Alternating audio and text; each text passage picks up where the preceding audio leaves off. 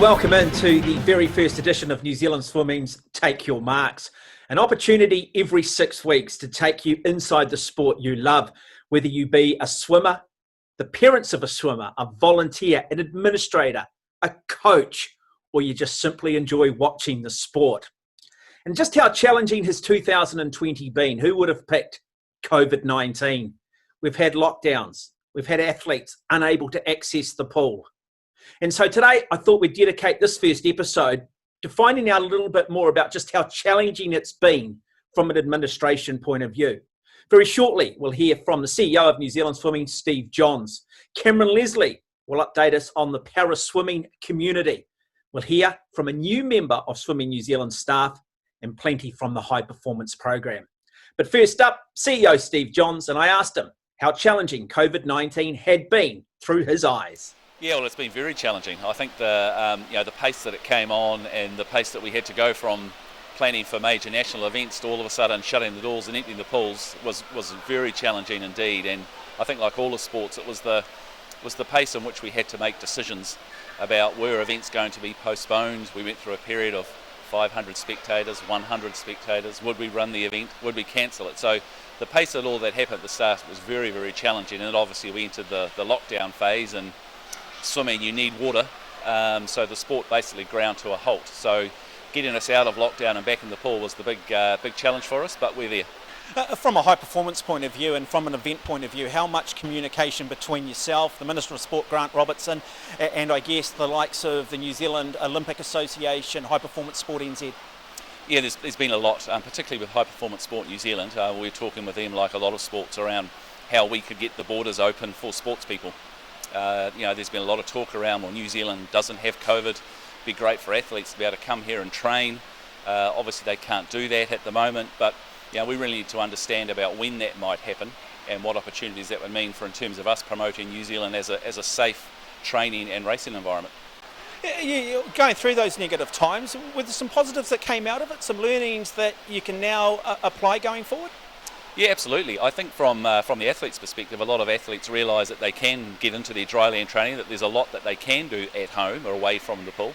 And I think it also meant that a lot of our coaches started to communicate more with themselves, using things like Zoom and just getting on the phone and talking about how does this dryland session work compared to that one. So I think it brought the community a lot closer together, actually.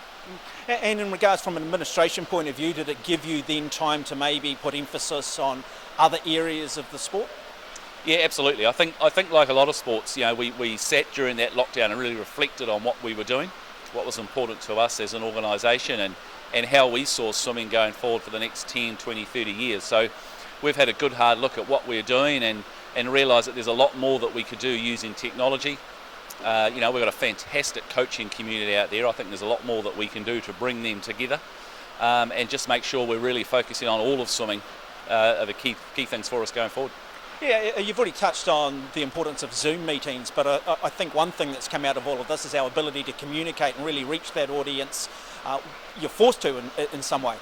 Yeah, absolutely. I think one of the key things that came out for us during lockdown as we were looking at the organisation was we do spend a lot of time, as we should, focusing on our members and particularly our performance and high performance members.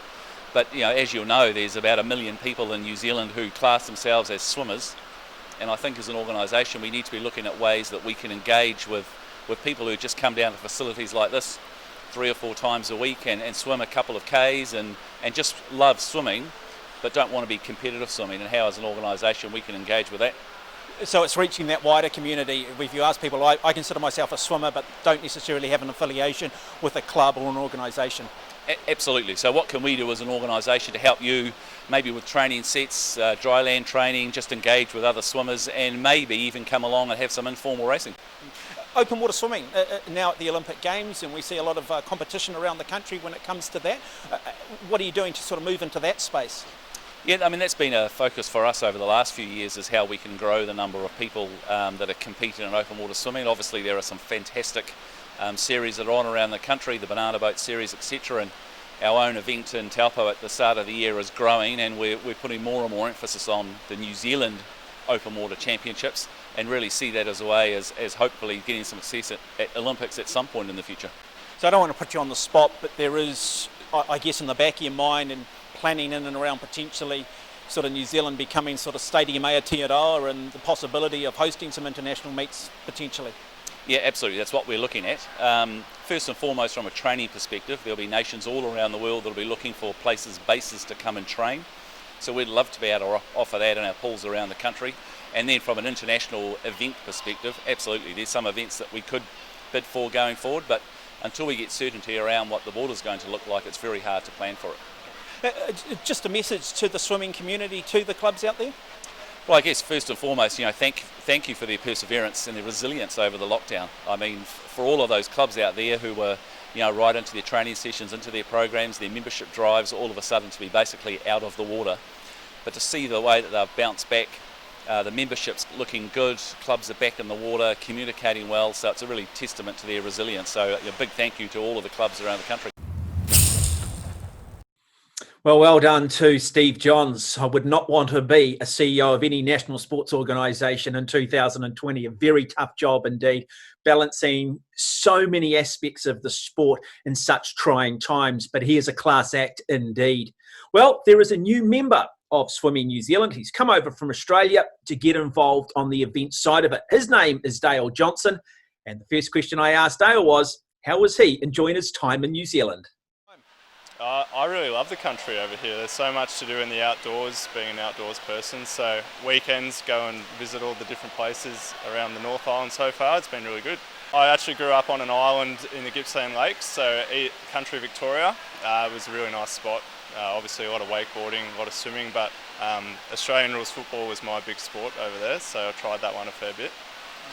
And in terms of events, was that something you always wanted to get into? Yeah, just naturally always a big lover of sport, so it's just something that I really wanted to get into, either as a player or obviously on the business side of things. So I was fortunate enough to work at Swimming Australia in the events team as after an internship, and then it's just naturally just progressed from there. Yeah, and you've come over here to work on events and that part of the sport. What are you hoping to bring from Australia to, I guess, enhance what we're doing here in New Zealand? Yeah, so I think obviously the events have been pretty good already over here, so it's just looking to continue to improve the live stream and the in-house event experience. Probably a couple of things that we've already been progressing each year, but just to continue to improve that so that the athletes, the coaches, the team managers and the spectators all have a really good experience at the event.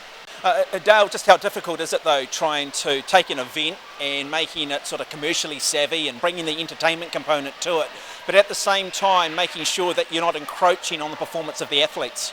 Yeah, it's something that we're very conscious of to get a really good balance there. Obviously we work with commercial partners, but we're also working really closely with the high performance team just so that we are getting that balance really well, so that the athletes aren't being encroached upon too much. They can go and do their thing, because at the end of the day the events that we're trying to host is to allow everyone to swim their best. Well, they say that doing something for the first time is always the hardest, and your first major event is coming up. It is the New Zealand Secondary Schools Championship. What can we expect?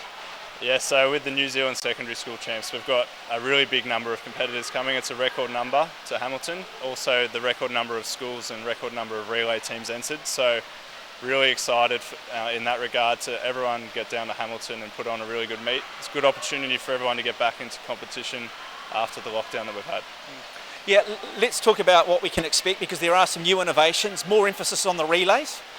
Yeah, there has been a couple of relays added in previous years for this event, and it's a really big focus to get a lot of school rivalry and a lot of engagement from the whole school. So we're really looking forward to, with over 400 relay entries for the competition, we think there's going to be some pretty good racing on offer. And what are you hoping that spectators, family, friends and the athletes will take away from these championships that perhaps they haven't experienced before? Yeah, so on the live stream we've been implementing a couple of new technologies. It's called Wing Groden, so it's a way that the results will be passed on to the live stream and the big screen a lot clearer and a lot more user friendly. So we're really looking forward to being able to roll that out, some new technology, and hopefully see that really progress the live stream again. And what a wonderful acquisition Dale will be to the New Zealand swimming program. Very humble, very, very good Australian rules football player by all account, and only just failed sort of making it at the highest level in that sport. It's got to be a win-win having him here, bringing that intellectual property from Australia over to New Zealand. Right, let's now turn it up, switch our focus to parasport, paraswimming, and just how big has that been in terms of its profile in recent times here in New Zealand. Well, Cameron Leslie, a 3-time Paralympic gold medalist, now joins me on the program. He heads up that side of the sport here in New Zealand. And again, just how challenging has it been for Cameron and para-athletes in New Zealand in the face of COVID? Quite hard. Everything just went on pause for however long it was, and there's nothing that we could really do. You can't really replicate too much of in the water stuff out of the water and throw a disability in there, and it's even harder again to get active during that time. Yeah, and you're talking about athletes with a disability, therefore in terms of the dry land work, maybe not as automatic or a template that, say, able-bodied swimmers have.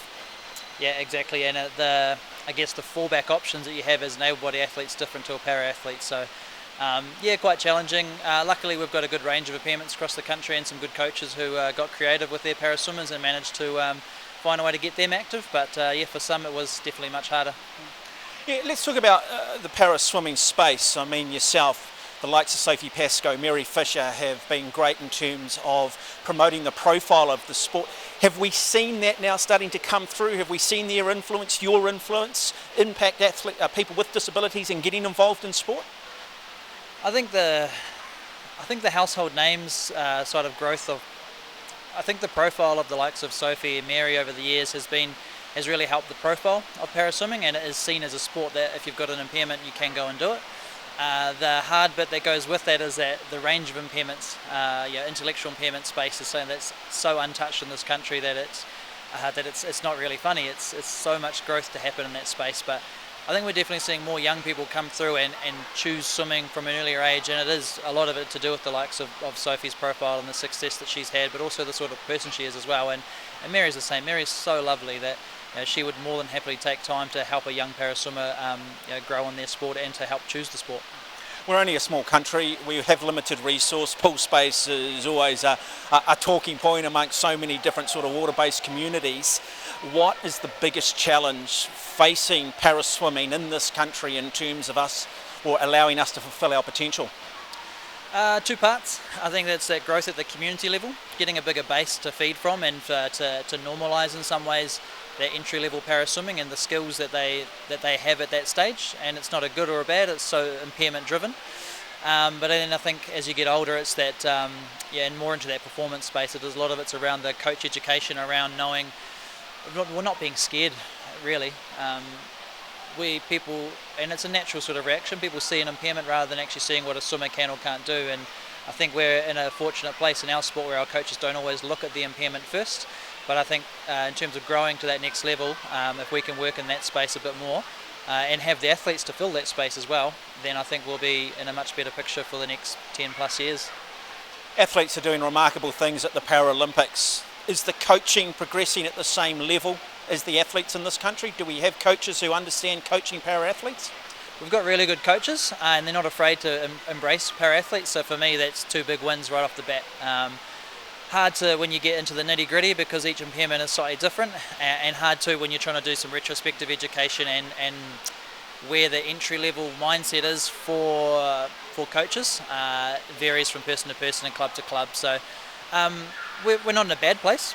I think we've got a really good bunch of coaches throughout the country who are willing to learn, which is half the battle in itself. So it's on me and my role to work in that space and to have a more formalised education pathway that we can have for it. Swimming, it's a taught sport, so it's very much technique based, and as you've mentioned, there are so many athletes that come with different disabilities. So in a sport that is governed by good technique, that must be a real challenge for both the athlete and the coaches based on the level of impairment.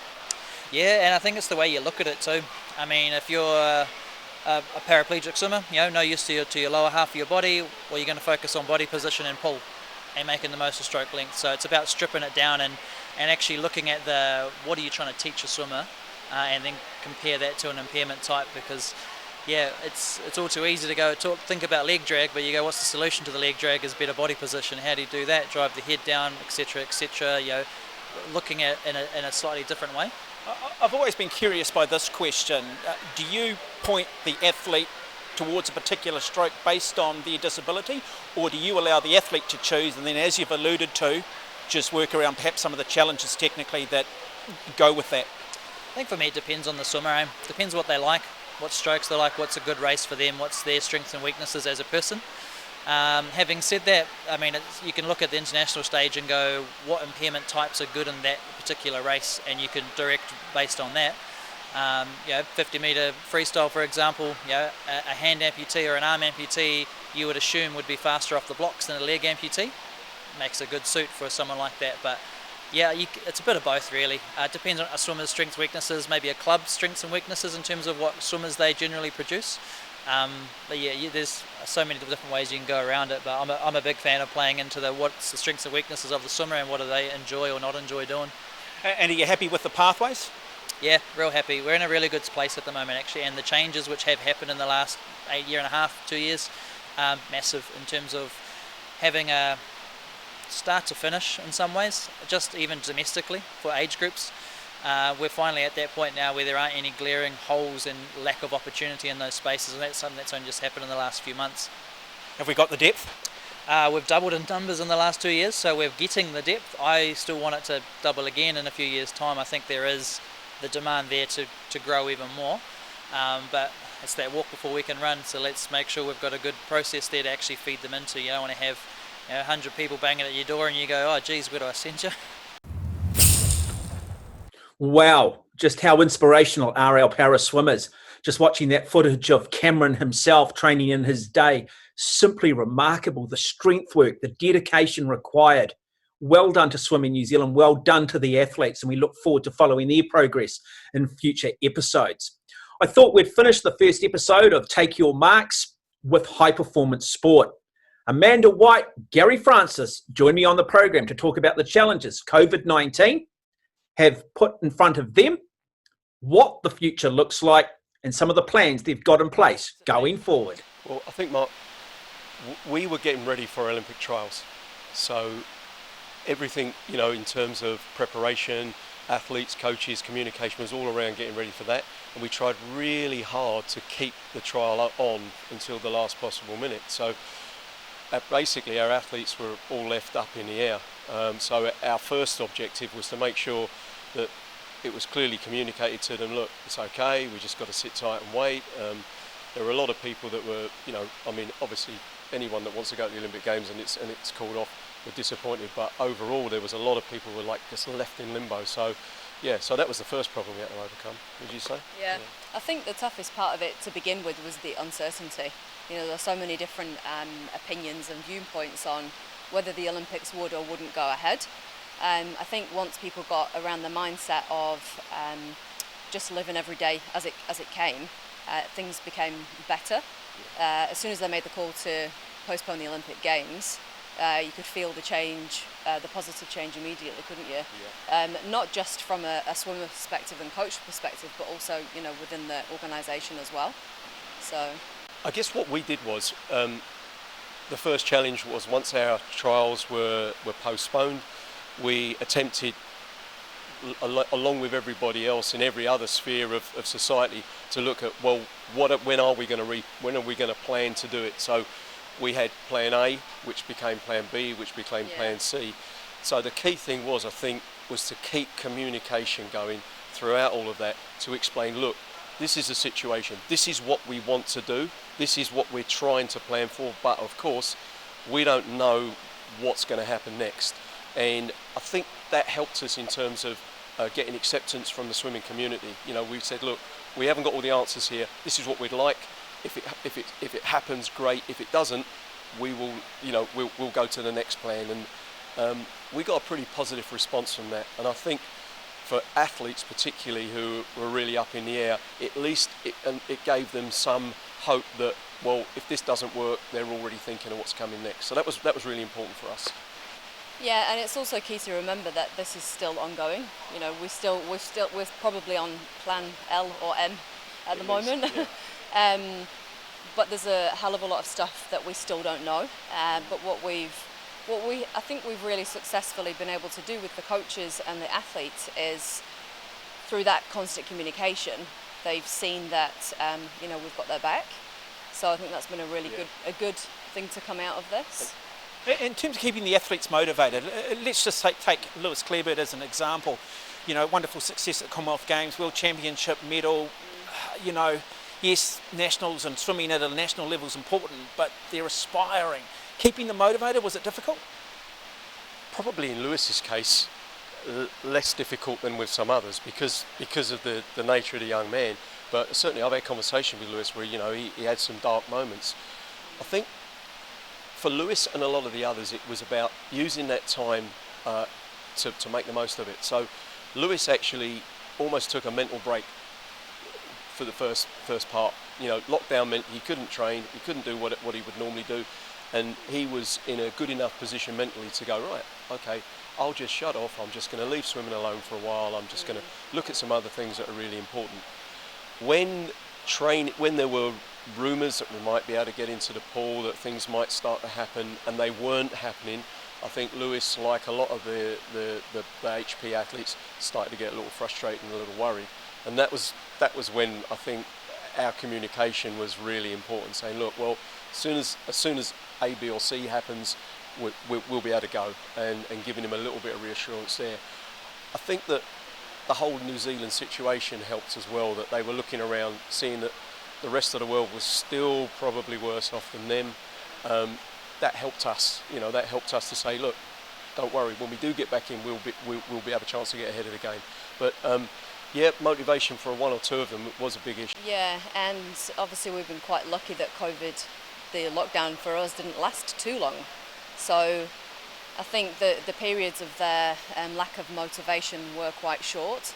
And we were able to engage with them on such a level, which was, well, what are the opportunities that we can look at for you?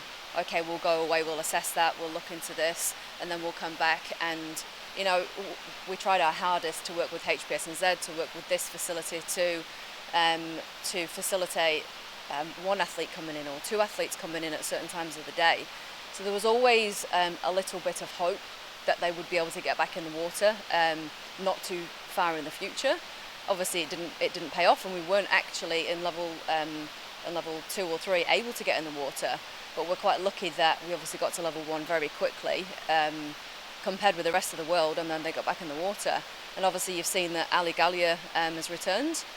So I think for the swimmers now, they can see, hey, we've actually got the edge on what's going on around the rest of the world. So it is, it's very lucky.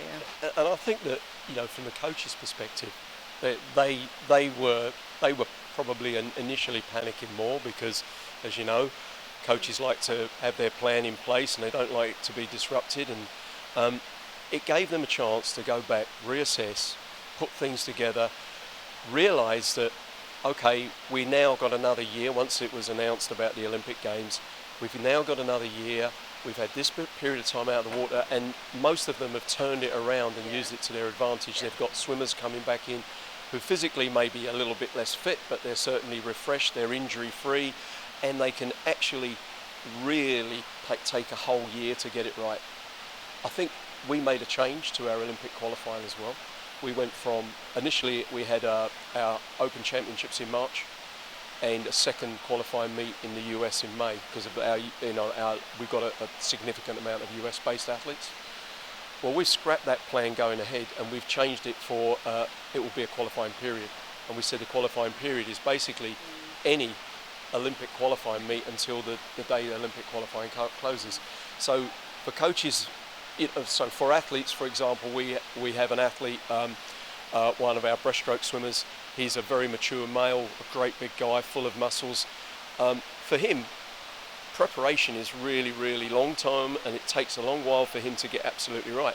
The other end of the scale, we've got a few really good youngsters coming through, teenage girls who 2 days back in the water and they're ready to go. So this is giving everybody, I think, a fair chance. I think the athletes appreciate and the coaches can plan. So and it's probably given us an insight into how we go forward from that, because I think this is actually a better way for us. I want to ask you, Amanda, then, almost by default, best practice that's come out of lockdown? What have been some of the positives? What are some of the things that you sort of maybe weren't aware of, but having to go through lockdown, going through COVID, you've come out the other side going, you know what, we can actually apply some of this stuff going forward? A lot. We've actually been able to press pause and really look at how we do things better. So we've got a mantra within the organisation that I'm sure Steve will talk about. It's doing it better. So I think the first thing that we all realised that we could do better with was technology and how we connect through technology. And we've took that coming back into the office. It's just simple things like connecting on Zoom. How can we connect on a more regular occasion and not let people being in different locations being a barrier to the full team connecting. So that's one of the simple basic things, but that's been a real game changer, I think. Because of the nature of HP, we're always focused on that next major international event, and it's never just one every year. There's always several going on at different levels as well. So for us to be able to focus on something that's not an international event has been it's been a game changer, hasn't it? So we've got quite a few projects that we're looking at the moment. We're about to release one in the next couple of weeks. Gary's Baby. It's a coach development project. We've been looking at how we support tertiary swimmers better, for instance, in university. I guess COVID has helped us it's helped us to move things to where we'd like them to be. But it goes back a couple of years. We just were speaking briefly before we came on air. At the beginning of 2018, we weren't in a good shape. We weren't performing well, and there wasn't a lot of structure in terms of how we're going to get people to swim better and how we're going to bring swimmers through. We had a pretty simple philosophy that, first of all, we've got to rebuild some trust that we've probably not got from our coaching community for a long time. We've got to develop our coaches. We've got to develop leadership, and eventually that will lead to better performance. We started to put a lot of that in place. I think we created a better development pathway, and 2 years down the road, that pathway was ready for an overhaul. We probably moved faster than we thought because of the coaches have bought into it, swimmers have bought into it, parents have bought into it. So it needed an overhaul. COVID's given us a bit of a chance to accelerate that. The plan was to bring in a revised and better program next year in March, April. Well, we're going to do it from October. So that's kind of helped that. And in terms of coach development, clearly we want to coach better, because if we coach better, we know we'll swim better. And it's given us a chance to put that in place. And yeah, we've got this a big project coming up, which we hope is going to inspire our new breed of young coaches. So COVID's not been unhelpful for us in that sense. One of the other things with the athlete development side of things is that we wanted to start looking at the swimmer development outside of the water as well. So beyond just the coaching and the technical side of swimming, how do we support swimmers' life balance with education, with how they balance their days better, well-being, how do we support them to transition after swimming as well. So it's about preparing them to be better people as well. So we've got a few projects around that. And obviously when you think about some of our athletes, especially I use Erica for instance. The major person in Erica's life is her mum. So what are we doing as a sport to to help educate our parents? So we've got 3 things on the go that we're going to start rolling out after short course. So for us, New Zealand short course in October it's a focal point, isn't it? And it's a catalyst to some of these projects being rolled out. So yeah. Got some exciting things on the go. And we wish Gary and Amanda all the very best. It's hard not to be impressed by those two. Some good plans about to be rolled out, a lot more emphasis on coaching. And I just wonder, I know the athletes might think differently, but having the Olympics delayed by a year, is that a good thing for New Zealand? Will that allow us just that little bit more time to put some things into place? The future certainly looks bright, doesn't it, with Lewis Clarebird already competing and winning medals on the international stage, and young Erica Fairweather winning that junior title last year. Well, that brings to an end the first edition of Take Your Marks. Hope you have enjoyed it. We look forward to having your company next time.